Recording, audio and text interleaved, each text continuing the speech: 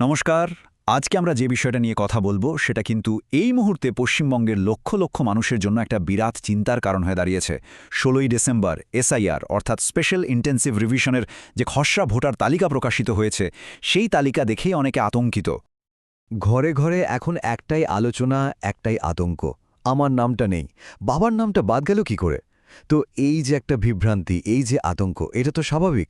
কিন্তু প্রশ্ন হলো এর আসল কারণটা কি, আর এখন ঠিক কি করা উচিত? চলুন আজকের এই আলোচনায় একদম সহজ করে পুরো বিষয়টা বুঝে নেওয়া যাক। তো সমাধানের পথে এগোবার আগে আসুন আগে জেনে নিই এই যে প্রক্রিয়াটা, এর সরকারি নামটা আসলে কি আর এর মানেটাই বা কী। দেখুন, প্রথমেই একটা বিষয় একদম পরিষ্কার করে নেওয়া দরকার।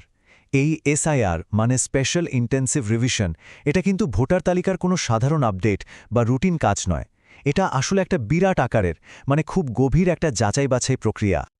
সরকারিভাবে দেখলে এর উদ্দেশ্যটা কিন্তু বেশ ভালো, মানে ভোটার তালিকাকে একদম নিখুঁত করে তোলা। যেমন ধরুন, মৃত ভোটারের নাম বাদ দেওয়া, একই নাম দুবার থাকলে সেটা সরানো, বা যারা বহুদিন ধরে থাকছেন না তাদের নাম চিহ্নিত করা।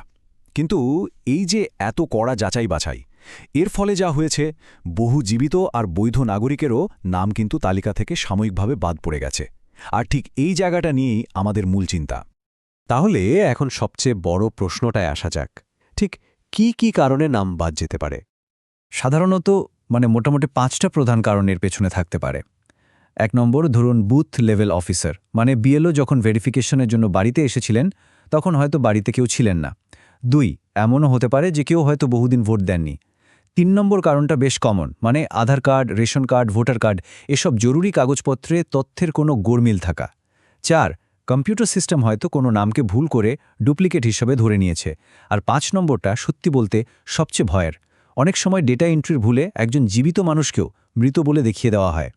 আর এই ভুলটা শুধরে নেওয়া যে কতটা জরুরি তা তো বলাই বাহুল্য। তো এই সব কিছু শোনার পর মনে যে ভয়টা ধাক্কা দেয়, সেটা হলো, তাহলে কি ভোটের অধিকারটা চিরদিনের জন্য চলে গেল?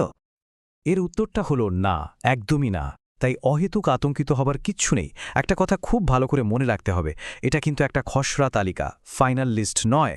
এর মানে হলো ভুলটা শুধরে নেওয়ার জন্য এখনও একটা পরিষ্কার রাস্তা খোলা আছে, সুযোগও আছে।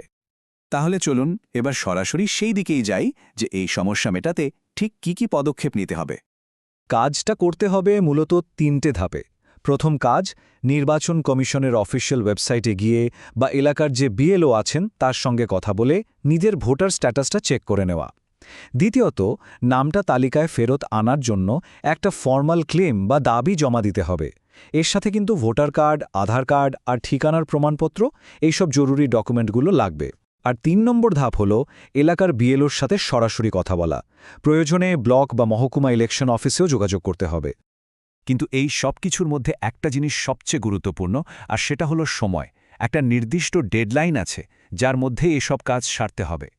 এই ডেডলাইনটা কিন্তু কোনোভাবেই পেরিয়ে গেলে চলবে না, কারণ মনে রাখতে হবে, একবার ফাইনালিস্ট বেরিয়ে গেলে এই ভুল ঠিক করাটা কিন্তু প্রায় অসম্ভব হয়ে পড়বে। এবার একটা জরুরি সতর্ক বার্তায় আসি। আশেপাশে হয়তো অনেকেই বলতে পারে, আর এখন কিছু করার দরকার নেই, ওসব নিজে থেকেই ঠিক হয়ে যাবে। এই কথাটা কিন্তু মারাত্মক বিপজ্জনক। এই ধরনের কথায় কান দিয়ে যদি হাত পা গুটিয়ে বসে থাকা হয়, তাহলে সেটাই হবে জীবনের সবচেয়ে বড় ভুল। সবসময় মনে রাখতে হবে, ভোটের অধিকার কিন্তু একটা সাংঘাতিক মূল্যবান নাগরিক অধিকার। আর এই অধিকারকে রক্ষা করার দায়িত্বটা কিন্তু আমাদের নিজেদেরই। নিজের সক্রিয়তার মাধ্যমেই এটাকে সুরক্ষিত করতে হবে।